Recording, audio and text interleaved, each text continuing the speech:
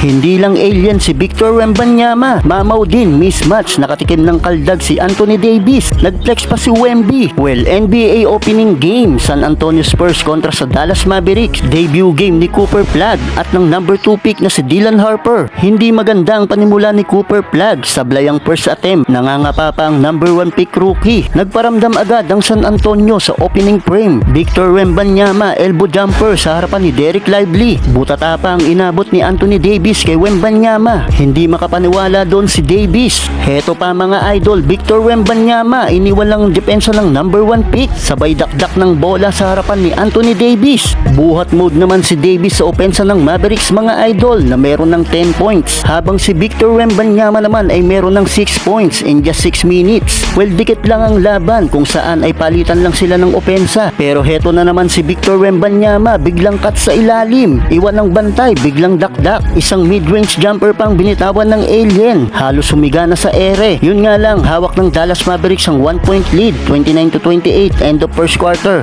Another error for the number 1 pick. Nagkumit agad ng turnover sa simula ng second quarter. Parang dinadaga itong si Cooper Flag. Dinaig patuloy siya ni Wembanyama na nagdo-dominate sa opensa ng Spurs. Nag-showtime pa, reverse dunk sa harapan ni Anthony Davis. End 1. Heto pa, another end 1 basket for Victor Wembanyama. Turnaround jumper, nag-flex pa mga idol. Kakaiba ngayon itong si Wemby, sobrang efficient. Walang tapon kapag nasa kanyang bola. 21 points and 0 turnover mga idol. Anong nangyari sa number 1 pick na si Cooper Flag? Well, natapos ang first half, wala pa rin naitalang puntos ang number 1 pick rookie ng Dallas Mavericks. Dinaig pa siya ni Dylan Harper na may 8 points na. 60-51 halftime. Third quarter, finally Cooper Flag making his first bucket. Pero heto ulit si Victor Wembanyama, mid-range jumper, and 1 kontra kay Dereck Lively. Naisahan pa ng alien si Anthony Davis, natirahan na naman si AD. Well, pumalo na sa double figure ang hinahabol ng Dallas at si Anthony Davis lang ang sumasagot sa opensa. Back-to-back 3-pointer, may double digits na si Anthony Davis, habang ang number 1 pick rookie na si Cooper Flag ay nakapako pa rin sa 2 points with 1 of 9 shooting in just 23 minutes. Pero bago magtapos ang quarter, nakagawa ng back-to-back bucket si Cooper Flag, pero tambak pa rin ang Dallas Mavericks dahil sa mainit na opensa ng San Antonio. 93-72, 21 points leading in favor of San Antonio Spurs.